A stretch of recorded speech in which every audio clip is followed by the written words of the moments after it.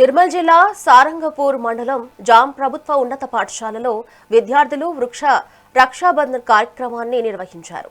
అటవీ సంరక్షణ అధికారి నజీర్ ఖాన్ నేతృత్వంలో జరిగిన ఈ కార్యక్రమంలో విద్యార్థులు పర్యావరణ హితంగా కబంధ ఫలాలు, తాటినారతో ప్రత్యేక రాఖీలు తయారు చేశారు. పాఠశాల ఆవరణలోనే చెట్లకు రాఖీలు కట్టి మనిషికి ప్రకృతితో ఉన్న అనుబంధాన్ని చాటారు. పాఠశాలలోని ప్రతి చెట్టును సంరక్షిస్తామని ప్రతిజ్ఞ చేయడంతో పాటు పర్యావరణ పరిరక్షణకు ప్రతి ఒక్కరూ చెట్లను కాపాడాలని విద్యార్థులు కోరారు.